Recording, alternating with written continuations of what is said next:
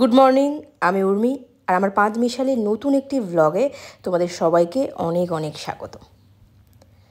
শনিবার 23শে আগস্ট আমি, জেঠু, বাবা, বড় মা চারজনে গেছিলাম দেশের বাড়িতে। কারণটা ছিল আমাদের বাড়ির ছোট্ট সদস্য সমৃদ্ধির জন্য বাবা পঞ্চাননের কাছ থেকে প্রসাদ আনার জন্য। ওখানে আমাদের নিজেদের একটা পঞ্চানন মন্দির আছে, তো সেখানে আমরা চলে এসেছি। আর আমার একজন কাকি শাশুড়ি, মানে বাবার এক ভাইয়ের স্ত্রী, তো উনি সব কিছু জোগাড় করে রেখেছিলেন। আর এদিকে ঠাকুরমশাইও বাবাকে সাজিয়ে দিচ্ছেন। পুজোর তো জোগাড় প্রায় শেষ। আমরা অনেকক্ষণ হলো এসেছি, বাট পুজো শুরুতে অনেকটা দেরি হয়ে গেছিলো। তারপর প্রসাদ বিতরণও এখানে হয়ে গেছে। 25শে আগস্ট সোমবার, সেদিনে সেই ভিডিওর কারণ আজকের দিনটা। আমি সকাল সকাল রেডি হয়ে গেছি আর এখন আমি যাচ্ছি জেঠুর বাড়িতে। তোমাদেরকে বলেছি যে আমি গেছিলাম দেশের বাড়িতে বাবা পঞ্চাননের কাছ থেকে আমাদের ছোট্ট সদস্য সমৃদ্ধির জন্য প্রসাদ আনতে। তো সোমবার সেই সমৃদ্ধির মুখে ভাত গেছে। তো তোমরা ভিডিওটা আজ দেখতে পাচ্ছ, অনেকটা মানে কাজের মধ্যে ছিল, তাই ভিডিওটা আপলোড করতে অনেকটা দেরি হয়ে গেল। তো এখানে দেখতেই পাচ্ছ ব্যাকগ্রাউন্ডটা ঠিক এরকম, হালকার উপর থেকে ভালোই লাগছে। আমি তো সকাল সকাল চলে এসেছিলাম আর মামার বাড়ি থেকে তত্ত্বও চলে এসেছে। সবাই মিলে তত্ত্বগুলোকে হাতে হাতে ওপরে নিয়ে যাওয়ার ব্যবস্থা করা হচ্ছিল। যেহেতু ঘরোয়া অনুষ্ঠান, তাই গোটা কয়েকজন আমরা ছিলাম। আর এখানে দেখতে পাচ্ছ তত্ত্বগুলোকে সুন্দর করে সাজানোও হয়ে গেছে।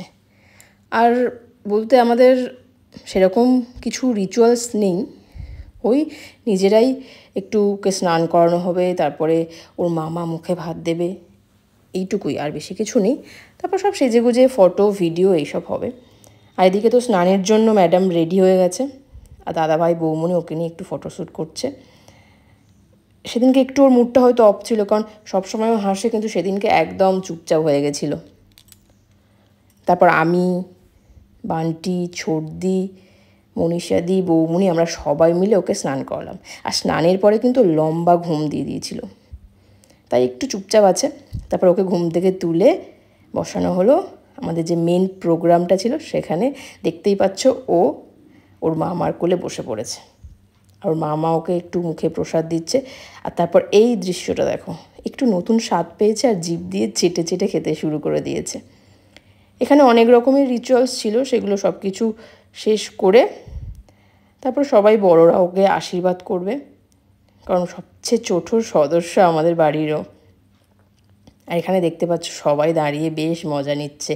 সবার মনে হচ্ছে নিজের ছোটোবেলার কথা মনে পড়ে যাচ্ছে, সবাই তো এই দিনটা পেরিয়ে এসেছে হয়তো। আর এদিকে দেখতে পাচ্ছ বাবা, মা, টুকাই সবাই গরমে প্রচণ্ড, মানে একেবারে নাজেহাল অবস্থা, প্রচণ্ড গরম পড়েছিল। আর এখানে ওরা তো ফটোশ্যুট করছে। তারপরে বাবা মা চলে গেছিলো আশীর্বাদ করতে। একে একে বৌমনির বাবা, তারপরে বৌমনির মা, বৌমনির দিদি, জামাইবাবু, আমরা আরও অনেকে, সবাই আমরা আশীর্বাদ করে নিয়েছি।